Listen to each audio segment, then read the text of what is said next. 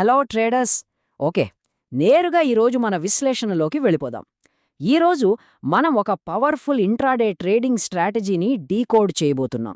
ఇది వినడానికి సింపుల్గా అనిపించినా దీని వెనుక కఠినమైన మెకానికల్ రూల్స్ అలాగే డీప్ ఎమోషనల్ డిసిప్లిన్ దాగున్నాయి.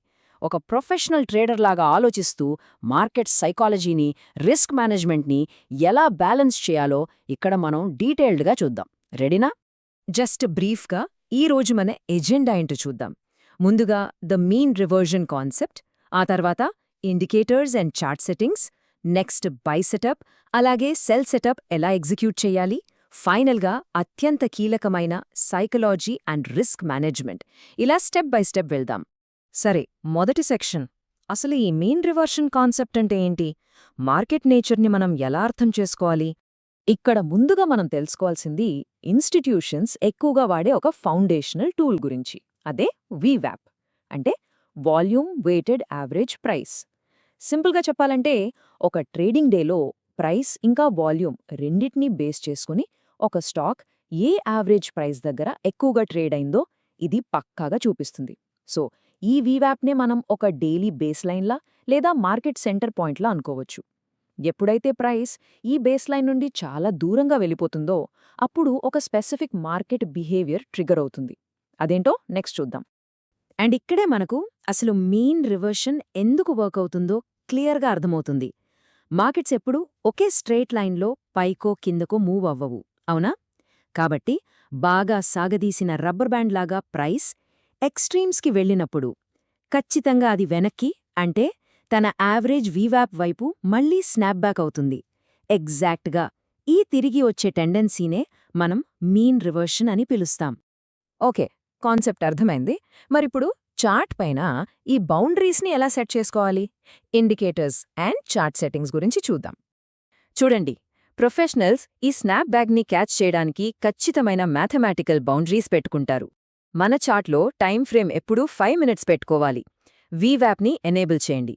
ఇక్కడ మోస్ట్ ఇంపార్టెంట్ ఏంటంటే స్టాండర్డ్ డీవియేషన్స్లో కేవలం అప్పర్ బ్యాండ్ 2 అలాగే లోవర్ బ్యాండ్ 2ని మాత్రమే ఆన్లో ఉంచుకోవాలి. మిగతా బ్యాండ్స్ అన్నీ డిసేబుల్ చేసేయండి. దీనివల్ల ఏమవుతుందంటే చార్ట్ పైన నాయిస్ అంతా ఫిల్టర్ అయ్యి కేవలం ఎక్స్ట్రీమ్ ప్రైస్ మూమెంట్స్ మాత్రమే మనకు చాలా ప్రిసైజ్గా కనిపిస్తాయి. నౌ ఈ స్లైడ్లో ఒక ఇంట్రెస్టింగ్ విషయం గమనించండి. ఈ 2 బ్యాండ్స్ కరెక్ట్గా ఒక బ్యాటిల్ ఫీల్డ్ గీతల్లా కనిపిస్తున్నాయి కదా.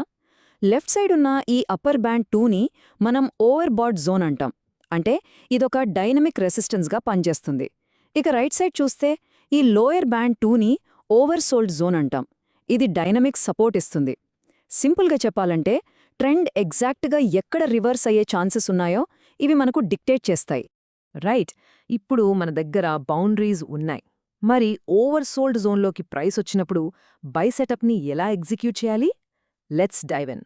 కంగారుపడి బ్లైండ్గా ఎంట్రీ తీసుకోకూడదు. ముందుగా ప్రైస్ ఆ లోయర్ బ్యాండ్ 2 కింద ఒక బేరిష్ క్యాండిల్తో క్లోజ్ అయ్యే వరకు వెయిట్ చేయాలి.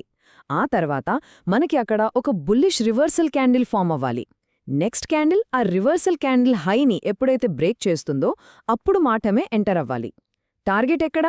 ఫస్ట్ టార్గెట్ వీవ్యాప్, ఆ తర్వాత అప్పర్ బ్యాండ్. గుర్తుంచుకోండి, ప్రైస్ పూర్తిగా ఆ ఓవర్సోల్డ్ జోన్లోకి వచ్చి మనకు కన్ఫర్మేషన్ దొరికే వరకు ఒక ప్రొఫెషనల్ ట్రేడర్ లాగా అమితమైన ఓపికతో మనం ఎదురుచూడాలి.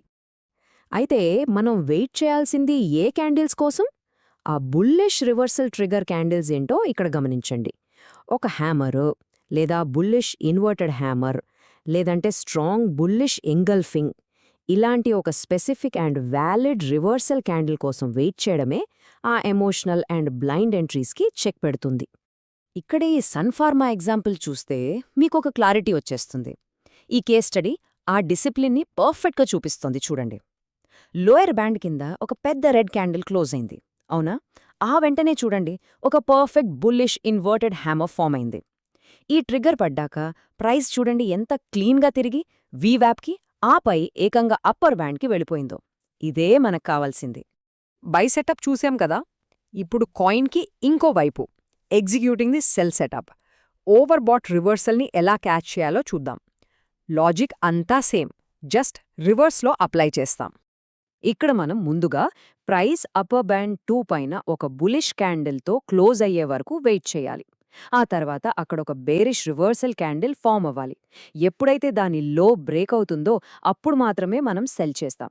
ఇక్కడ మన టార్గెట్ ఫస్ట్ వీవాప్, ఆ తర్వాత లోవర్ బ్యాండ్. సింపుల్ లాజిక్ అండి.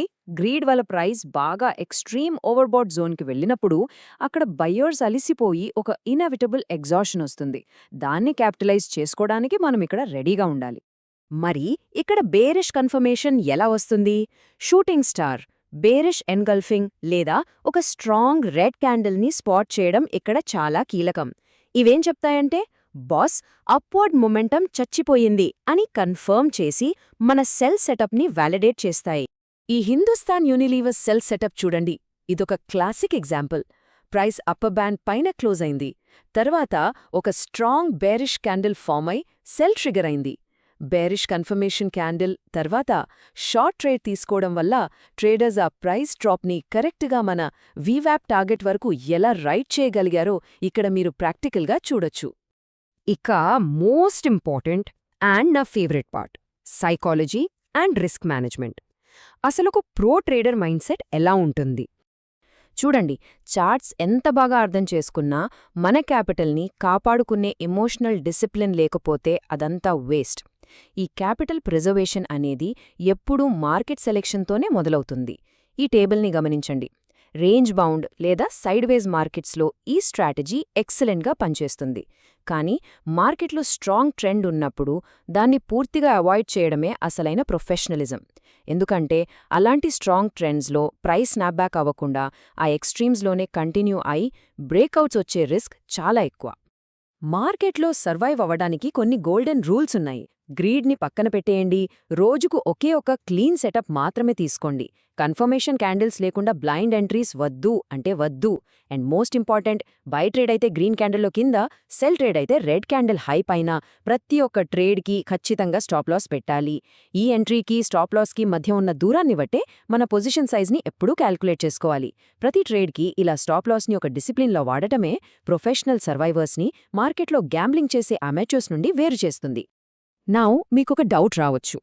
అసలు ఈ ఎక్స్ట్రీమ్ స్టాండర్డ్ డీవియేషన్ జోన్స్లో సడన్గా ప్రైస్ ఎందుకు రివర్స్ అవుతుంది అని?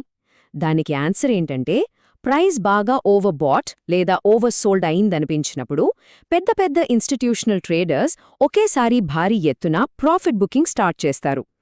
ఆ మూమెంట్ మ్యాథమెటికల్గా ఆ ప్రైజ్ని మళ్లీ యావరేజ్ లైన్ వైపుకు స్నాప్ బ్యాక్ అయ్యేలా గట్టిగా ఫోర్స్ చేస్తుంది. ఇక్కడ ఈ కోట్ చూడండి. Price always tries to return towards its average price. Price ఎప్పుడూ కూడా తన యావరేజ్ దగ్గరికి రావడానికే ట్రై చేస్తుంది. ఈ కోర్ ఫిలాసఫీనే ఈ స్ట్రాటజీకి అసలైన పునాది. మార్కెట్కున్న ఈ న్యాచురల్ గ్రావిటీ అనేది ఆ ఓవర్ ఎక్స్టెన్షన్ కోసం ఓపికగా వెయిట్ చేసే ప్రతి ట్రేడర్కి తప్పకుండా మంచి రివార్డ్ ఇస్తుందని ఇది మనకు ప్రూవ్ చేస్తుంది. సో ఫైనల్గా ఈ పాయింట్ని ఒక్కసారి ఆలోచించండి. లాంగ్ టర్మ్లో సక్సెస్ అయ్యే ట్రేడర్స్ ఎప్పుడూ ఒక పర్ఫెక్ట్ ఇండికేటర్ కోసం వెదుగుతారా? లేక తమ రూల్స్ని తామే స్ట్రిక్ట్గా ఫాలో అయ్యేలా అన్షేకబుల్ ఇమోషనల్ డిసిప్లిన్ని డెవలప్ చేసుకుంటారా? అల్టిమేట్గా చెప్పాలంటే ఈ మీన్ రివర్షన్ స్ట్రాటజీలో మాస్టరీ సాధించడం అంటే చార్ట్స్ని కాదు, మన ఇమోషన్స్ని మనం మాస్టర్ చేసుకోవడమే. అప్పుడే మనం మార్కెట్స్లో క్యాపిటల్ని సురక్షితంగా కాపాడుకోగలం. ఏమంటారు? సో మీన్ రివర్షన్ పవర్ని వాడుకుంటూ ఎల్లప్పుడూ డిసిప్లిన్డ్గా ట్రేడ్ చేయండి. మళ్ళీ ఇంకో విశ్లేషణలో కలుద్దాం.